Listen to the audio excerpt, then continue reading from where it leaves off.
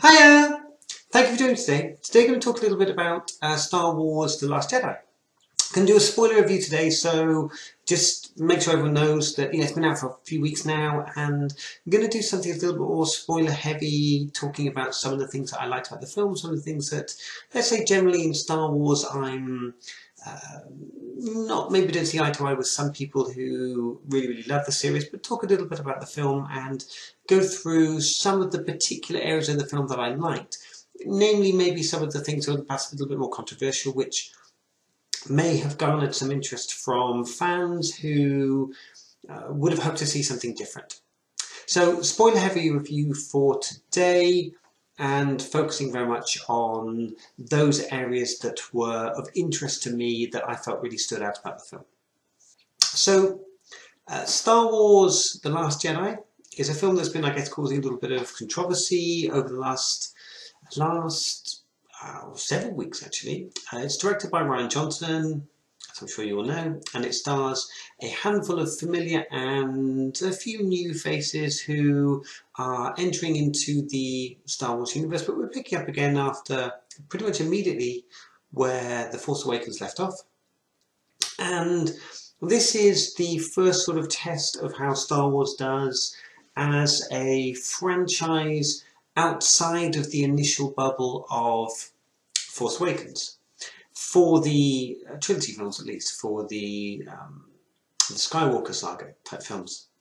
I was really looking forward to the film. I was quite interested. I follow a few movie blog type sites and I follow up on what's happening, and this seemed like something that was going to be an interesting take on the Star Wars legacy. And with that in mind, I was really quite pleasantly surprised. The one thing I will say is that I'm a child of the 70s and 80s, so I grew up around about the time when Star Wars was in theatre. I've been alive for every single Star Wars film being in theatre and cinemas, but I don't have any particular memories of watching the early ones in cinema. There were things that you knew through the toys and you knew them through video, that kind of stuff. So it wasn't really so much through cinema experience, it was much more through the merchandising side of things, which Star Wars is so famous for. So I like Star Wars. I'm not a massive fan of it. I don't read the books, I don't read the comics, I never read any of the sort of extended universe type stuff, the stuff that isn't considered canon today. I don't read the current new books that are considered canon. And I don't really get into that kind of stuff. I like the films, and I think they're quite sort of interesting space opera type stuff.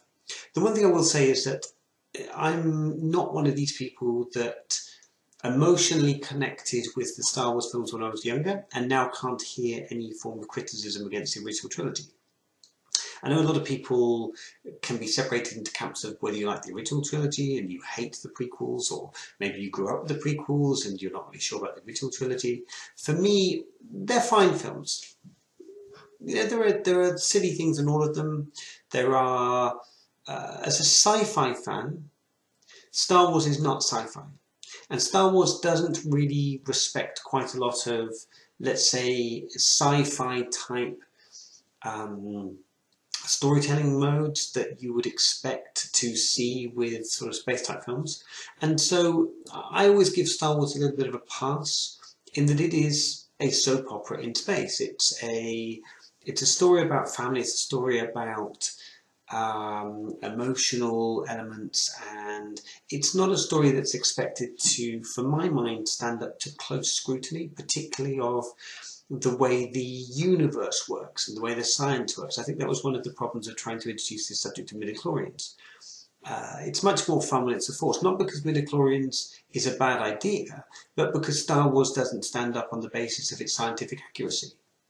The idea of how vehicles travel through space in Star Wars. I know a lot of people went to efforts to explain how these vehicles travel, but they never explained this in the films. I'm sorry, I have to go off the, from what's in the films.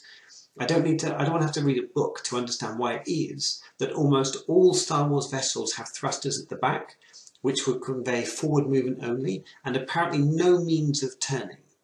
So you never see Star Wars vessels firing sideways thrusters, and yet they use thrusters, rear thrusters to actually go forward. There's no sense to it. It doesn't really sort of bear up to logical investigation. And for that reason, I tend to view all Star Wars films as fluff, enjoyable fluff. I don't, so you're not going to find me having any particular, I'm not going to get heartbroken by anything that happens in a Star Wars film. They can do what they like. I'll like it, I won't like it, but it's not a betrayal of me, and I think people who think these things are a betrayal of them, I think you're taking these things a little bit too seriously. There are bigger things to worry about in the world. Having said that, I like the films.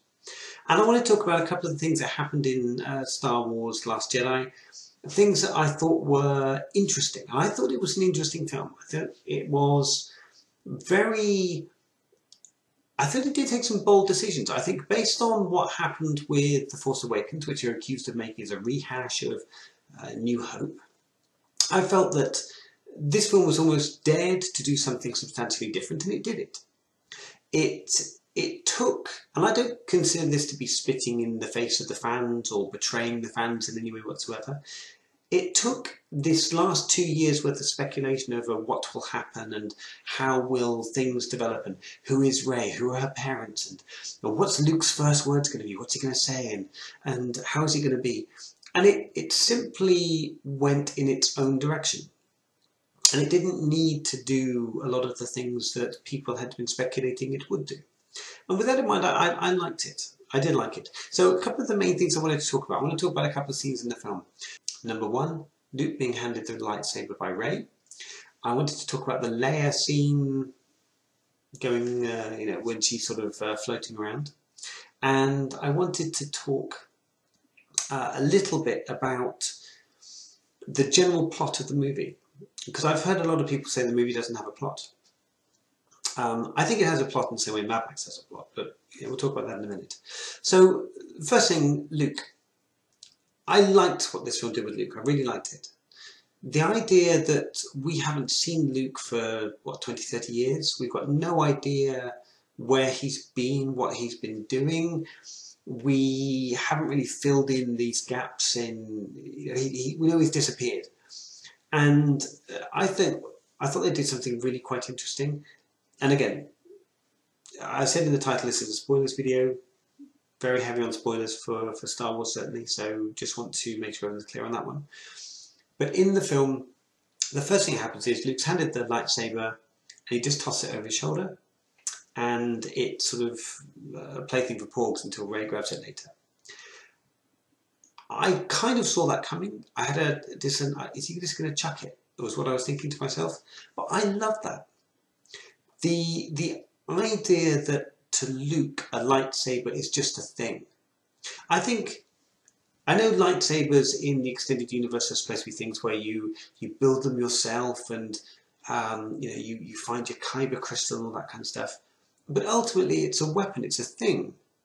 It reminded me a little bit, there was nothing, but it had that idea of an episode of Game of Thrones when Arya and the Hound are sort of they're looking at some people, and they're looking at these guys who, one of whom has Needle, Arya's sword, and Arya mentioned to him, he took Needle from me, and the Hound says to her, "You named your sword," and Arya said, "Lots of people name their swords," and the Hound responds, and you'll know what the Hound says, but he says lots of CUNTs, and that's his response to people who, to the Hound, it's a weapon. It should be good so that you can defend yourself with it, and you can, you can win battles with it. But ultimately, it's a thing.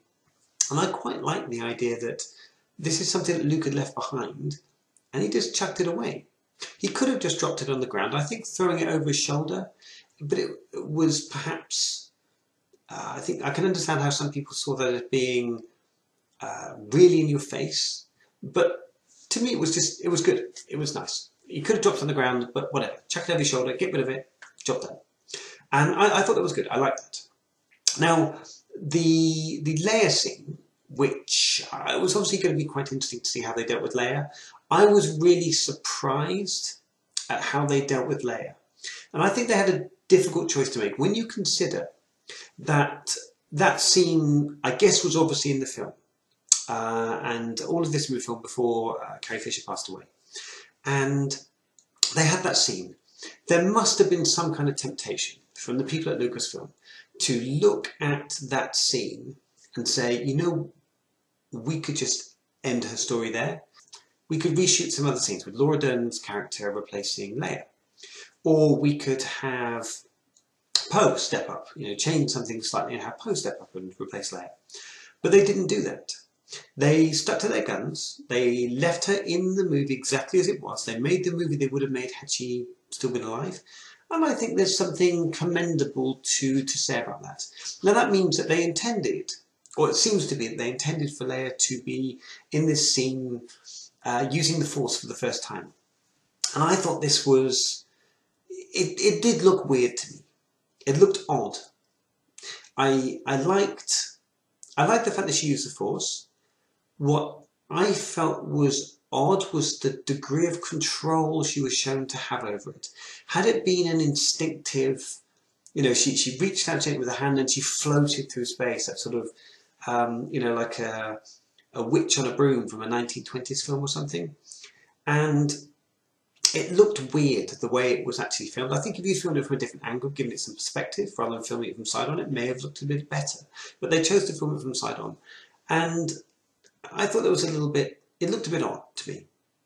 I would have been more comfortable had they given her the moment, but if she used the Force as a desperate act, almost to save someone else or to, you know, to propel someone else to safety, or in a slightly less, let's say, clinical way. It looked very clinical up on the screen, and I didn't warm to it. I'll put it that way. I didn't mind it, but I didn't warm to it. No one laughed in my cinema. You know, we're British. People don't tend to laugh or say anything during films. A few type comments, but it was good. It was fine. Nothing much more to say about that. But I want to talk about the overall plot. So this film obviously jumps around a little bit in time. There's some interesting things happening with the trip to Kamino, where we've got people who are, you know, going off to do a sort of mission that essentially has absolutely zero value because the entire mission fails. I thought this was really interesting that throughout the film, what we had this long chase. And again, this chase for me highlights what's wrong with Star Wars scientifically, which is why you have to blank your mind off to it. The idea that the smaller vessel is faster than the larger vessels, which means it would be, you know, moving away from you. It doesn't make sense that, you know, if you're faster, you will move away from someone that's slower than you. Maybe you can accelerate to top speed quicker, and that means that you could maintain a distance, and then now we're all at the same speed. But again, the concept of there being a top speed in space when you've got rear thrusters is kind of nonsensical. Anyway, George Lucas has always treated space like it's air travel, like it has the same laws as travelling through the Earth's atmosphere. Always treat it that way, until you get blown out of an airlock or something. Even down to the fact that the guns that were firing, they seem to arc. They seem to have an actual arc of trajectory, as if they're being pulled down by gravity. Really weird. Anyway, it's Star Wars. It's not sci-fi. But I like the idea that it was this long, sort of drawn-out chase. There wasn't really, it was just about how do we get away, how do we escape.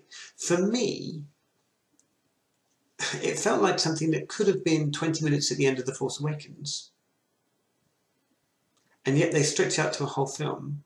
They put the whole Kamino scene in, which had no purpose, ultimately, because it failed. The mission completely failed. They were betrayed. And I understand there's some sort of social justice type stuff going on in there, which was fine. But I thought it was an interesting decision to show a plot, a plan that fails and ultimately was completely unnecessary. almost as if the whole film, they could have just done what they were going to do in the first place. But they chose to put this nice section in the middle, maybe to give Finn something to do. It seemed that way. Otherwise, there wouldn't have been anything for Finn to do. So I thought that was kind of the weakest part of the film. It was beautiful. CGI looked really good. It was entertaining. It had decent payoffs for those characters that we were left with in the original series. I think it did a good well. It had a sort of good means of expanding Rey. I liked the Rey-Luke dynamic. I liked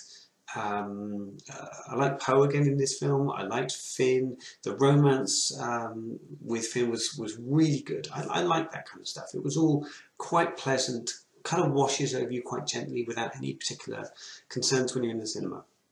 And I thought it was fine. The weakness seemed to be the plot. There wasn't really that much going on.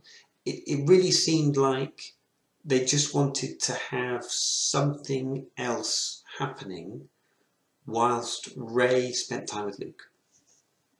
That kind of seems to be it. Interesting.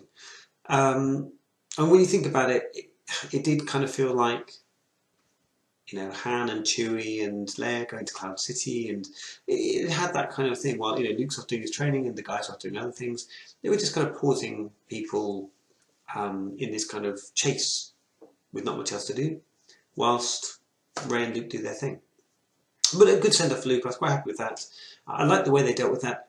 My favourite character is still Kylo Ren. I love Kylo Ren. I think he and Rey are by far and away the strongest things in the entire film.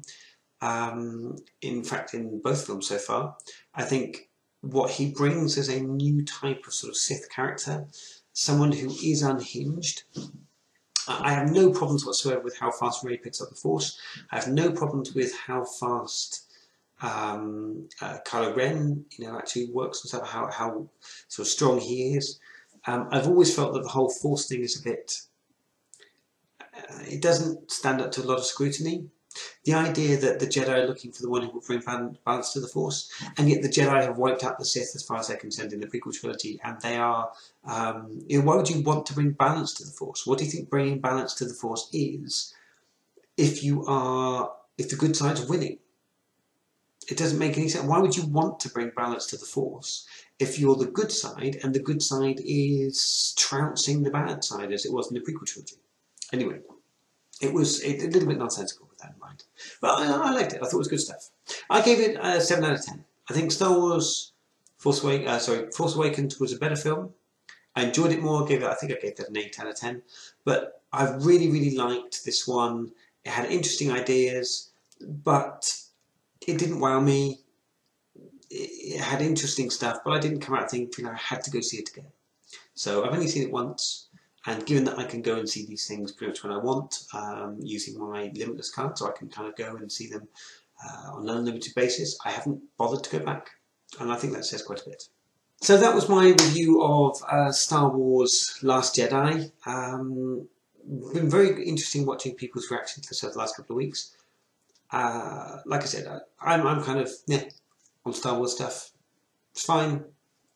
My heart is in the Marvel, and in looking forward to the new Marvel stuff coming next.